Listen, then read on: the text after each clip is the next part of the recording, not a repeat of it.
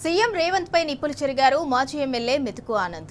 బీసీలను నిండా ముంచాలని రేవంత్ కంకణం కట్టుకున్నారని దుయ్యబట్టారు. బీసీలకు రిజర్వేషన్లపై సీఎంకు చిత్తశుద్ధి ఉంటే ఢిల్లీలో కొట్లాడాలన్నారు.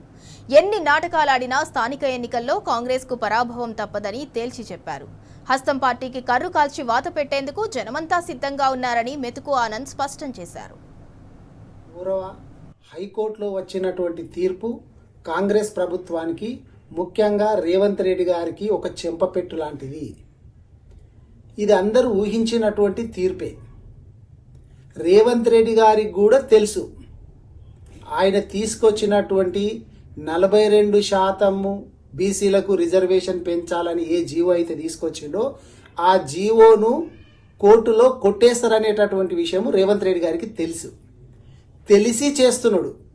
బీసీలను, తెలంగాణ రాష్ట్రంలోని బీసీలను నిండా ముంచాలని చెప్పి రేవంత్ రెడ్డి గారు కంకణం కట్టుకున్నారు.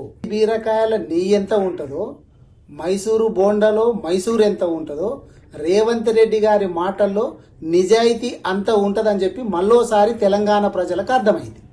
రేవంత్ రెడ్డి గారికి స్థానిక సంస్థల ఎన్నికలు చేయాలని చెప్పి లేదు. కానీ ఏం చేస్తాడు?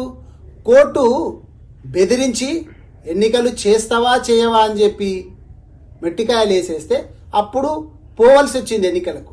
కానీ 42% రిజర్వేషను నిజంగా బీసీలకు అమలు చేయాలనేటటువంటి చిత్తశుద్ధి రేవంత్ రెడ్డి గారికి ఉంటే ఏం చేయాలా? గల్లీలో కాదు కొట్లాడాల్సింది, పోయి ఢిల్లీలో కొట్లాడాల. రేవంత్ రెడ్డి గారు ఎన్ని నాటకాలు చేసినా బీసీలు అనేటటువంటి సంఘాలు ఖచ్చితంగా ఎప్పుడు ఏ ఎలక్షన్ వచ్చినా బీసీలు అనేటటువంటి వాళ్ళు రేవంత్ రెడ్డి గారికి కర్రు కాల్సి వాత పెడతారు.